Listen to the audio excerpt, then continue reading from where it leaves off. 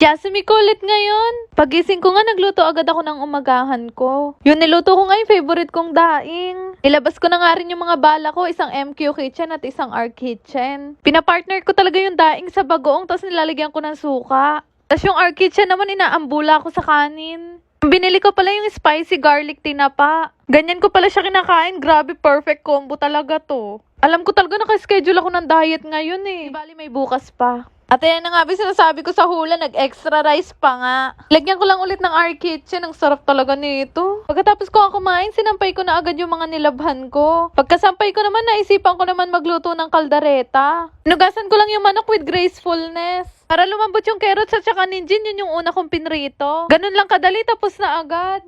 Pagkatapos ko magluto, nagbihis na ako kasi may lakad ako. Medyo mainit nga ngayon kaya nag-short na lang ako at sando. Naalala ko nga nasa kabilang building ko pala pinark yung bike ko kaya naglakad pa ako papunta doon. Sabi ni Bebang magkita na lang daw kami sa 7-Eleven. Nung may parating nga akala ko siya na, hindi pa pala. Mga ilang minuto lang naman dumating na agad si Bebang. Nagkasabay na naman kasi kami ng Yasumi. Naisipan nga namin pumunta dito sa lake malapit sa amin. Mga 10 minutes away lang naman to sa Apato. Napansin nga namin na kaming dalawa lang pala yung tao. Since walang magpipicture sa amin, buti na lang may dalang tripod si Bebang. Sarap nga tumambay dito kasi napaka-refreshing ng lugar. Naka 50 TikTok siguro kami ni Bebang dito, char. Isa tong malaking park dito sa Kasugay. Second time ko nang nakarating dito. Di ko masyado na-appreciate nung una kasi sobrang init pa nun. Perfect place to para sa mga taong broken. Di ba sobrang ganda? Sobrang linis pa. Inikot lang namin yung park hanggang sa may makita kaming uupuan. Nakikita niyo yung lake na yun, ang daming isda at mga pagong dyan. Pero dahil malikot ang imahinasyon namin ni Bebang, tumayo na kami kasi baka may buhaya. Pauwi na nga sana kami pero sabi ni Bebang, i-appreciate muna daw namin yung nature. In fairness, sobra namang namin na-appreciate.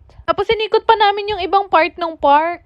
Ang sarap mag-bike dito, walang gerbox ng aso. Nabutan na nga kami dito ng mga alas 6. Gusto kasi ni Bebang i-timelapse yung sunset. Pero after na nagaya na ako umuwi kasi dumadami na yung gamo-gamo. Pauwi na nga kami ni Bebang, nagaya pa siya pumunta sa 7-Eleven. Makit daw kasi yung ulo niya dahil sa init ng panahon. Kaya naisipan niya bumili ng ice cream. After naman nun, sabi ko sa kanya sa bahay na kami kumain ng ice cream. Kung magtawanan kami, parang hindi alas 8 ng gabi. Kung gaano ba namang kalakas ang trip nitong si Bebang. Bumili siya ng pangkulay sa apita tapos dito daw niya balak magkulay sa kwarto ko. Habang busy nga siya sa pinagagawa niya, naisipan ko tuloy magluto ng sopas. Sakto, ang tagal ko na nga hindi nakakakain nito. Mga 20 minutes lang ako nagluto tapos sinaya ko na si Bebang kumain. Gutom na gutom kami pareho kasi hindi pa kami nag-lunch kanina. Katapos namin kumain, chinek ko na yung oras, mag-aalas 10 na pala. Kalam talaga tong si Bebang hanggang ngayon nandito pa. Pero maya-maya din naisipan na rin niyang umuwi. Bukas kasi parehong maaga yung pasok naming dalawa. Nung pagpasok ko nga ng kwarto, nakita ko si Bebo, tinulugan na pala ako. Shoutout nga pala kay Crystal May, Jana May from Sultan Kudarat, Lang Blanco, Alea May from Oton, Iloilo, at kay Kao Richelle ng Guagua, Pampanga. Shoutout din kay Camille Gallardo, Christine from Ilocos Norte, Claire Catalogo, Jerebek from South Cotabato, at kay Matt Harley Hipolito Benko. Shoutout na din po sa Team Batang Pasaway. Ang lupit magpa-shoutout nito, may listahan. Good luck sa inyo! Shoutout po sa inyong lahat! Yun lang naman. Salamat!